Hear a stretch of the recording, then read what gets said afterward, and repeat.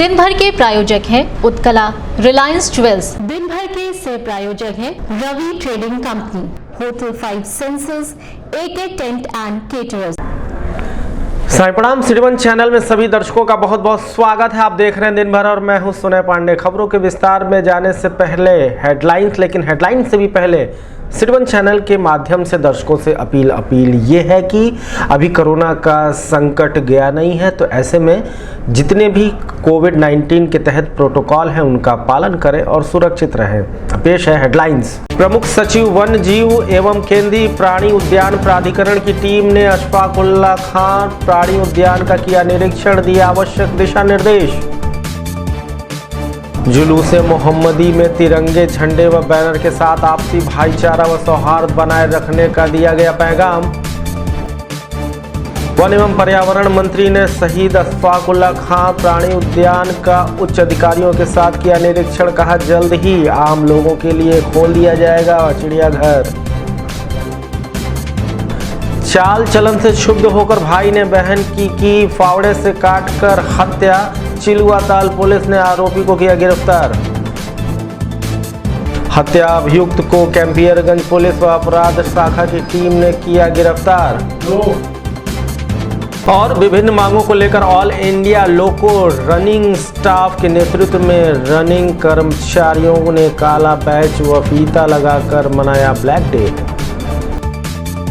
शासन के निर्देश पर प्रमुख सचिव पर्यावरण, वन, जलवायु संरक्षक सुधीर गर्ग व केंद्रीय प्राणी उद्यान प्राधिकरण एवं प्रधान मुख्य वन संरक्षण वन जीव सुनील पांडे ने काशीराम आवास योजना के सामने बन रहे अशफाक उल्लाह खां प्राणी उद्यान का संबंधित अधिकारियों के साथ औचक निरीक्षण किया।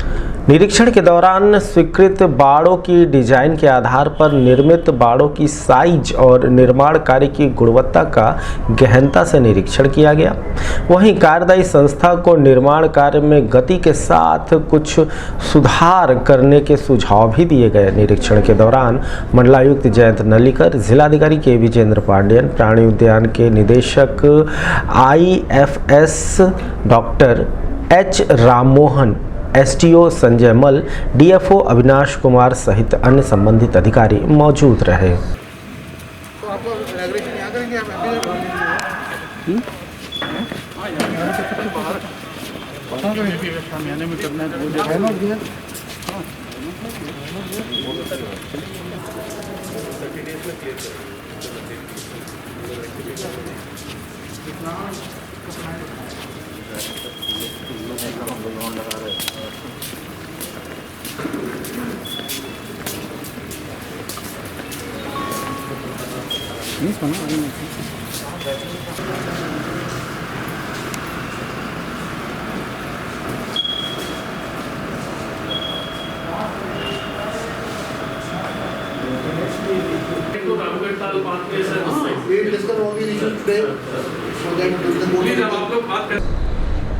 इस बारे में मीडिया कर्मियों से बात करते हुए मुख्य सचिव पर्यावरण जलवायु सुधीर गर्ग ने बताया, माननीय मुख्यमंत्री जी ने ये स्पष्ट निर्देश दिए हैं कि और इसको लंबा खींचे जाना ना तो संभव है ना ही उचित है।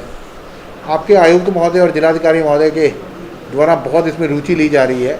हम आशा करते हैं कि इस वर्ष इस कार्य को पूर्ण कर देंगे। सेंट्रल जू अथॉरिटी की टीम वो आज यहाँ निरीक्षण करके गई है। उनसे हमारी औपचारिक रूप से, अनौपचारिक रूप से चर्चा भी हुई है। उनके द्वारा यह आश्वस्त किया गया है कि अतिशीघ्र अगले कुछ दिनों में वो अपनी रिपोर्ट हमें दे देंगे। उनकी रिपोर्ट में जो अनौपचारिक रूप से उन्होंने बताया है वो मैं आपको ऑफ कैमरा बता सकता हूँ, लेकिन मुझे लगता है कि जो छोटी मोटी समस्याएं बताई हैं उसका निराकरण स्थानीय स्तर पर संभव है। अगला जो उनकी रिपोर्ट आने के ऊपर बताएंगे ना, मैं आपको बताया अभी। देखिए, जो महत्वपूर्ण काम है वो ये है कि बिजली की जो तार है बाहर उसको उठाया जाना है। वो हमारे बिजली के अधिकारी अभी आए हैं, उन्होंने बताया कि टेंडर हो गया है और मटेरियल अवेलेबल है। अब मैं अभी इसी विषय पे जिलाधिकारी और आयुक्त महोदय से चर्चा करूंगा कि वो उसकी कारगुजारी और कार्यप्रणाली क्या रहेगी। इन लोगों ने कुछ तय किया होगा। मुझे ऐसी शंका है कि उस दिन शटडाउन लेना पड़ेगा इनको बिजली का, ठीक है ना। तो वो आप लोग अगर ऑल्टरनेटिव कंडक्टर से ये काम करवा दो तो शायद शटडाउन ना लेना पड़े। वो हम लोग इसमें चर्चा करेंगे इसमें, ठीक है। ये उसके बाद हमारे अधिकारियों ने सारे जानवर अलग अलग जगह पर तैयार कर रखे हैं। ये जैसे ही हमारे को सेंट्रल जू अथॉरिटी की क्लियरेंस हो जाएगी और यहाँ आने जाने की सुविधा हो जाएगी तो जानवरों को शिफ्ट करने में कदाचित कोई समस्या मुझे दिखती नहीं है। हाँ, कुछ बड़े जानवर जो हमें दूसरे राज्यों से लाने हैं उसमें कुछ ज़्यादा समय लगता है। तीसरी बात यह है कि जब जानवर नई जगह पे आके बसता है उसको हैबिटेशन के लिए थोड़े दिन क्वारंटाइन रखना पड़ता है ताकि वह अभ्यस्त हो जाए एक नए सराउंडिंग से। हमारे कानपुर जू के जो अधिकारी हैं वो आए हैं, बहुत सारे जानवर इनके द्वारा दिए जाने हैं, कुछ लखनऊ से लाए जाने हैं, कुछ हमें इटावा से लाने हैं। हम लोग सब उसके लिए तो तैयार हैं। विषय ये है कि कब ये जानवर लाए ताकि एक साथ उद्घाटन हो जाए, उसके बाद लोगों को इंतज़ार ना करना पड़े इसको देखने के लिए। मान लो उद्घाटन हो जाए उसके बाद भी हम ना खोलें, इसका कोई अर्थ नहीं रह जाएगा। तो बिना मतलब कि हम लोग व्यंग के पात्र बनेंगे। हम लोग ये प्रयास में है कि पहले जानवर भी साथ ले आए ताकि जब ये खुले तो एकदम से पूरा खुल जाए। ईद मिलादुल नबी का जश्न आज शहर के विभिन्न क्षेत्रों में बड़े ही धूमधाम के साथ मनाया जा रहा है। माह रबीउल अव्वल की 12वीं तारीख में पैगंबर मोहम्मद साहब की येमो पैदाइश के मौके पर ईदुल मिलाद उल नबी का जश्न मनाया जाता है। जुलूस में पैगंबर मोहम्मद साहब की ज़िंदगी, कुरान और हदीस से जुड़ी अहम बातें बैनर व तख्तियों के ज़रिए आम लोगों को बताई गई। वहीं जुलूस के माध्यम से उलेमा ए किरामान पैगंबर की रिसालत, अजमत, बड़ाई व फजीलत बयान कर लोगों से सच्चाई, ईमानदारी और शरीयत के मुताबिक ज़िंदगी गुजारने की गुजारिश की। इसी क्रम में गोरखनाथ व कोतवाली थाना क्षेत्र के मियाँ बाजार स्टेट से भी पारंपरिक जुलूस में तिरंगे को हाथों में लेकर लोगों ने आपसी भाईचारे और सौहार्द को बनाए रखने की अपील की। हाँ, बजवाइए हल्का साउंड में। आइए आइए, हम निकलिए, आप लोग आगे।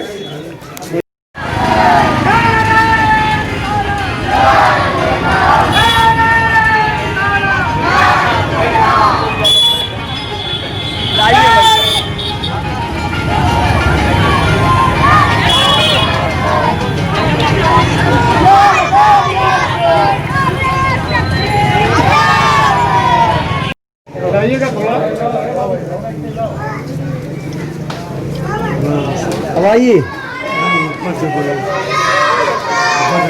ये देखिए सब नाच बजाओ भाई, नाच बजाओ।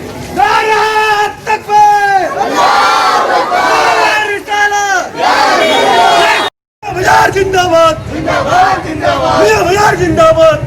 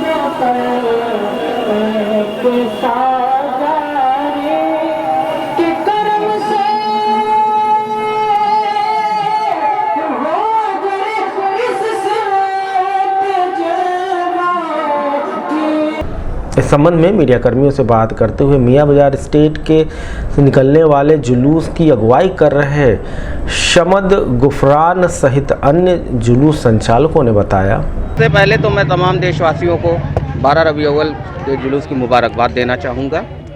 और ये हमारे मोहम्मद पैगंबर साहब की पैदाइश का दिन है और इसको 12 वफ़ात के नाम से भी जाना जाता है।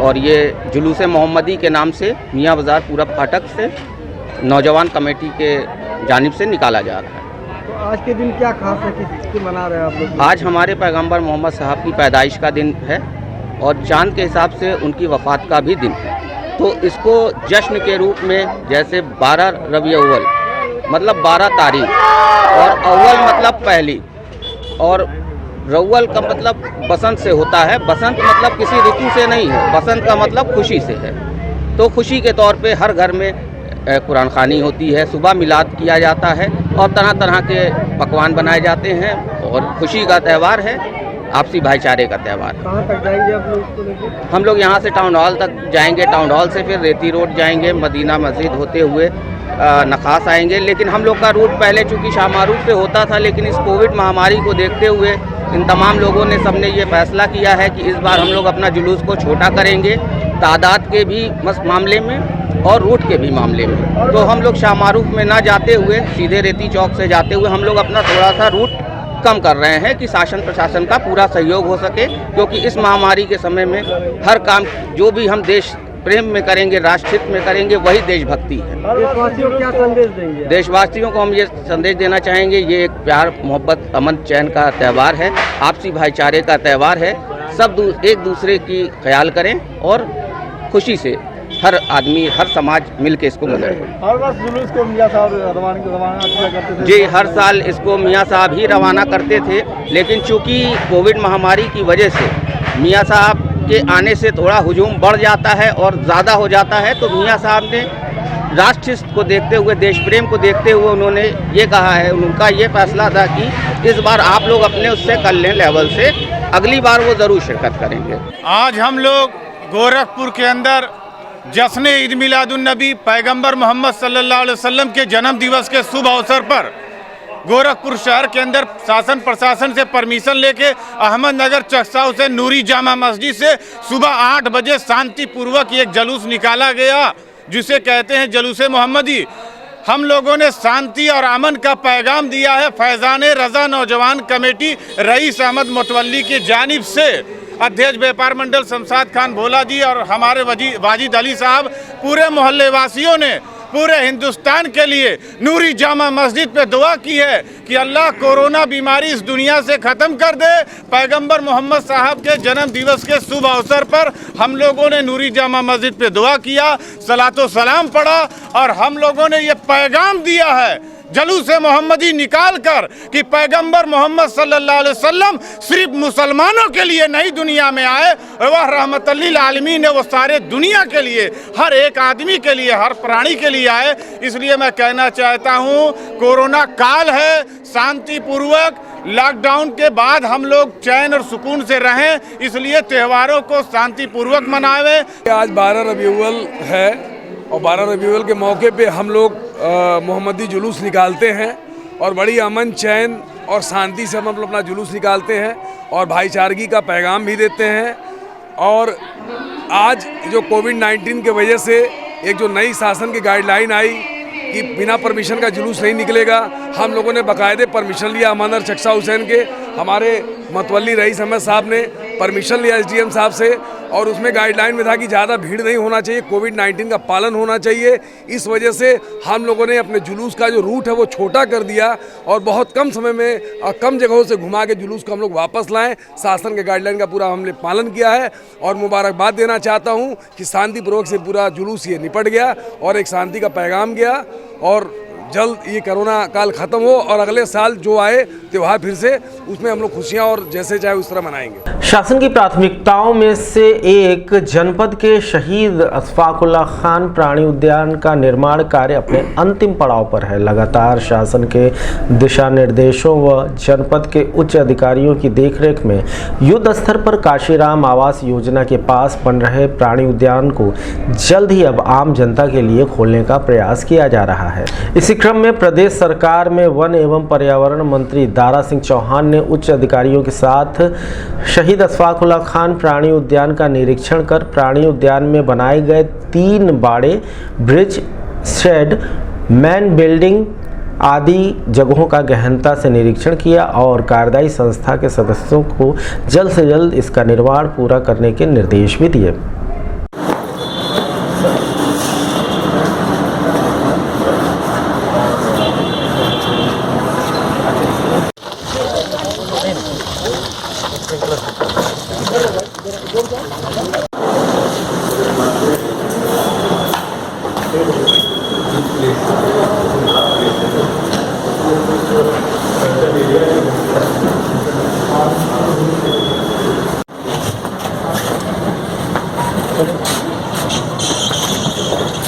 उधर से देखने लगेगा।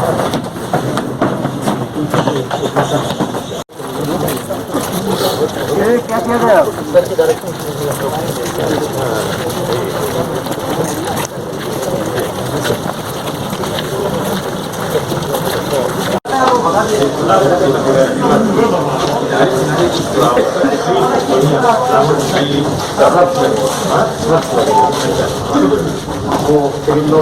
बताया नहीं अभिनव, नहीं बताया क्या?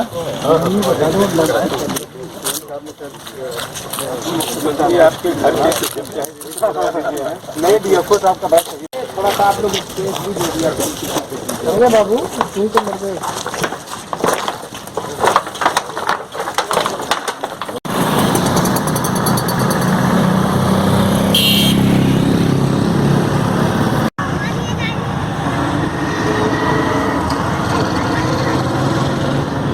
इस बारे में मीडिया कर्मियों से बात करते हुए सरकार के वन एवं पर्यावरण मंत्री दारा सिंह चौहान ने बताया, आज हमारी सीजेडी की टीम यहाँ आई थी जो सेंट्रल जो अथॉरिटी के लोग हैं, क्योंकि जिनके मार्गनिर्देशन में, जिनके अप्रूवल के बाद जो हम तरीके से बाड़े कैसे बनने हैं, गेट कैसे बनना है और जो और भी सारे काम यहाँ होने हैं, उन्हीं सीजेडी की देखरेख में हो रहा है। हमारी पूरी फॉरेस्ट की टीम दिन रात लगी हुई है और माननीय मुख्यमंत्री का ड्रीम प्रोजेक्ट होने के नाते माननीय मुख्यमंत्री जब से माननीय योगी जी के नेतृत्व में हमारी सरकार बनी है तब से इस चिड़ियाघर को बनाने के लिए कहीं पैसे की कमी नहीं आई और आगे भी कमी आने वाली नहीं है।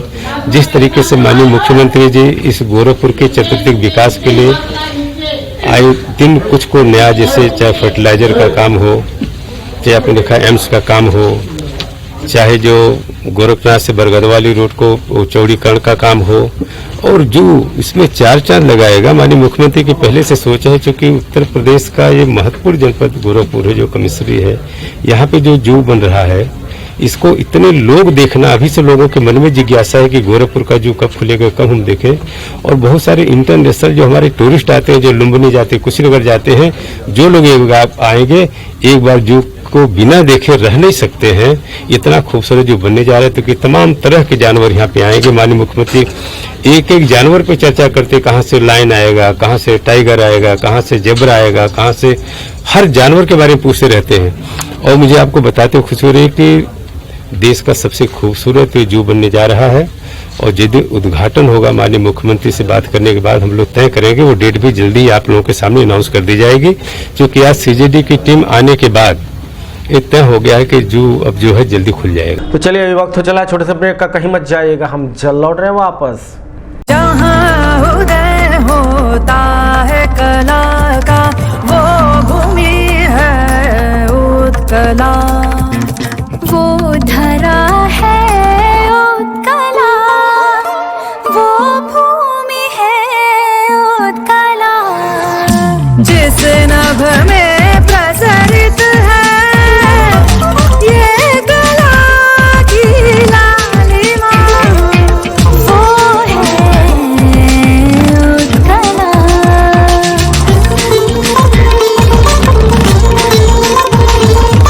यत्र उदयते रम्यता तत्र उत्कृष्यते कला। Utkala, an exquisite jewelry collection inspired from the land of Odisha, where not just the sun, even beauty rises.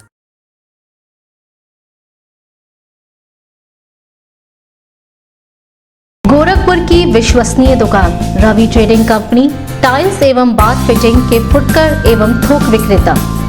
Somani की all sanitary bath item, Somani का गीजर जिसकी गारंटी किसी भी कंपनियों से है ज्यादा, हमारे यहाँ उपलब्ध है 1 लाख तक के कम्बोर्ड। तो थोक और फुटकर विश्वसनीय खरीदारी के लिए जरूर आए।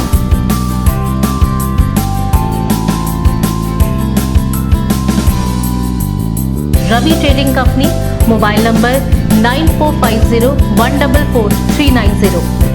हर खरीद पर पाएं आकर्षक छूट, साथ में फाइनेंस की सुविधा भी उपलब्ध।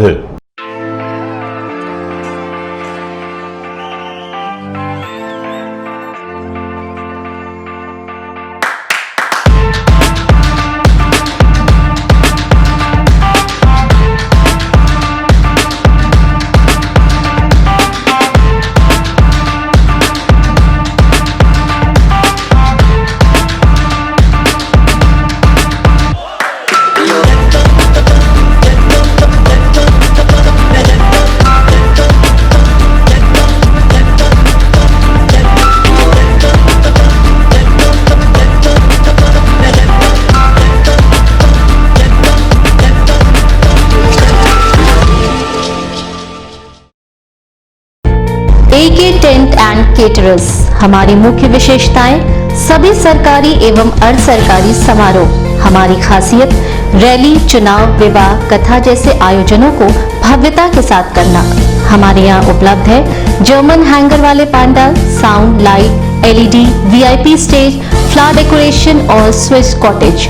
संपर्क करें अमरीश श्रीवास्तव 9839016009 9935590811। ब्रेक के बाद दिन भर के इस बुलेटिन में आपका फिर से स्वागत है। चलिए बढ़ते हैं अगली खबर की तरफ। चिलवताल थाना क्षेत्र के ग्राम सभा परमेश्वरपुर के टोला भंडारों में गुरुवार को भाई ने अपनी ही बहन के चाल चलन से क्षुब्ध होकर उसकी फावड़े से गला काटकर हत्या कर दी और खुद ही हत्या की सूचना डायल 112 और चिलवताल पुलिस को दी। घटना की सूचना पाते ही मौके पर पहुंची पुलिस ने हत्या आरोपी के भाई को गिरफ्तार करते हुए आला कत्ल भी बरामद कर दिया।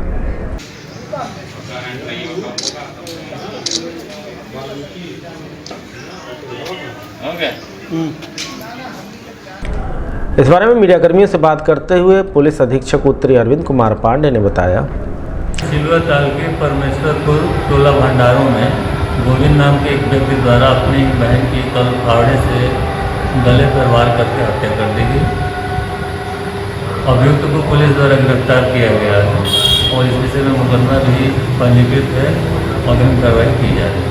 पिछले साल 6 जून को अज्ञात बदमाशों द्वारा कैंपियरगंज थाना क्षेत्र के धर्मपुर टोला राजाबारी के रहने वाले बब्बर मौर्य की गोली मारकर हत्या कर दी गई थी, जिसमें बब्बर मौर्य की मौके पर ही मौत हो गई थी। पुलिस पिछले कई महीनों से लगातार इस घटना के अनावरण में लगी हुई थी। मुखबिर की सूचना पर कैंपियरगंज के थाने की पुलिस व अपराध शाखा के संयुक्त प्रयास से घटना में शामिल मुख्य अभियुक्त भोला उर्फ रामकिशन को पुलिस ने संत रविदास नगर से गिरफ्तार किया है।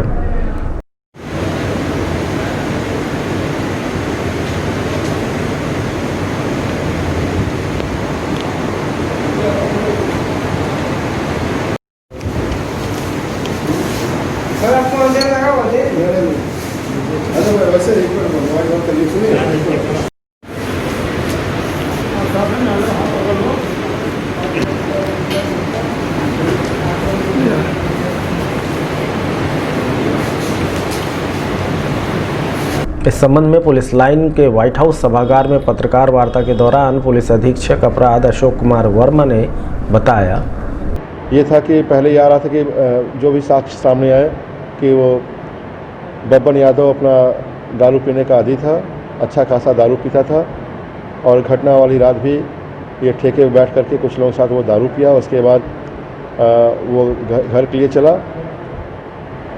फिर संदिग्ध परिस्थितियों में वो उसकी डेड बॉडी मिलती है। ये था कि मतलब ये अपना अत्यधिक दारू पीने के कारण सड़क पर गिरने के कारण जो सड़क का ये जो रास्ता था कंक्रीला रास्ता था उसके कारण सर में जो चोट आई थी उसके कारण से हुई। लेकिन वो चोट वो सड़क पर गिरने से नहीं हुई, उसके विश्लेषण से चोट के प्रकार से वही एक महत्वपूर्ण चीज़ यही था कि जो चोट का प्रकार था वो सड़क पर गिरने वाली बात से तालमेल नहीं बन रहा था और गहराई से विवेचना की गई। उसमें प्रयास मतलब बराबर प्रयास वो अच्छी तरह से इसमें हमारे एक नए विवेचक फिर इधर आए अपराध शाखा में और 10 ये 9 निरीक्षक की नियुक्ति हुई। उसी में विवेचना फिर अपना तत्पर बिंदुओं पर जब ये बतौर पर्यवेक्षण अधिकारी फाइनल रिपोर्ट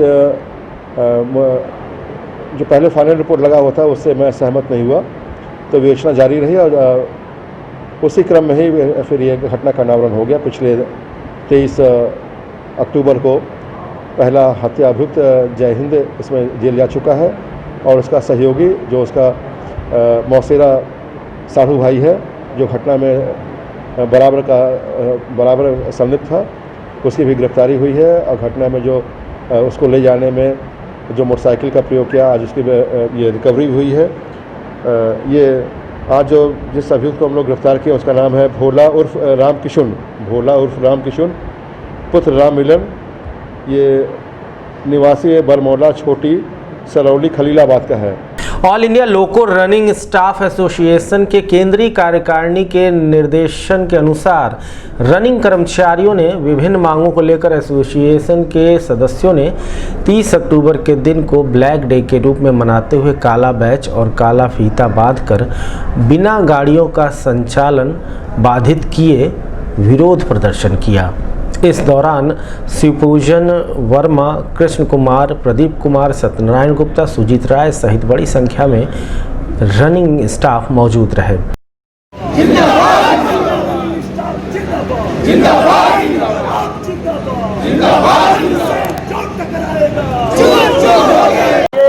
सरकार ने रोक दिया तो जो हमारे पास जानकारी है उसके हिसाब से 29 सितंबर को रेलवे बोर्ड ने जारी किया। ये अगर मिलता है तो बाजार की महंगाई को जिंदाबाद जिंदाबाद, ये फ्रीज बंद करो, बंद करो, बंद करो, एनडीए पर सीलिंग लगाना बंद करो, बंद करो, बंद करो, निजीकरण नहीं चलेगा। वसूल करने के लिए इस पर रोक लगा करके और पुराने तरह से बहाल किया जाए। और मित्रों, इन्हीं शब्दों के साथ एक कहानी याद आई।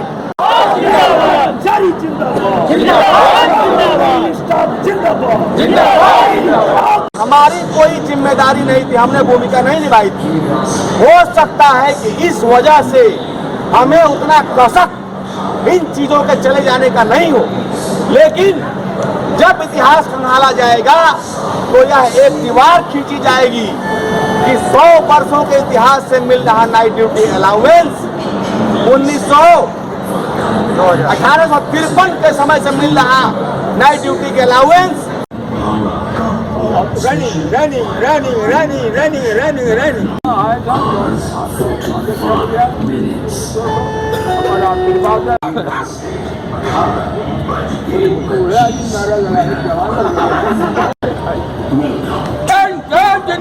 जिंदाबाद जिंदाबाद। इस बारे में मीडिया कर्मियों से बात करते हुए ऑल इंडिया लोको रनिंग स्टाफ के क्षेत्रीय अध्यक्ष JN शाह ने बताया, ऑल इंडिया लोको रनिंग स्टाफ एसोसिएशन के आह्वान पर भारत सरकार जो निजीकरण का एक अपना पूरा सरपट कार्यक्रम तैयार किए हुए है और साथ साथ रेल कर्मचारियों को मिलने वाले NDA के ऊपर सीलिंग लगाए हुए है, नेशनल हॉलिडे अलाउंस जो हम लोगों को मिला करता था उसके ऊपर भी आज के तारीख में रोक लगी हुई है और तमाम रेल के जो विभाग हैं उनमें ठेकाकरण निगमीकरण किया जा रहा है।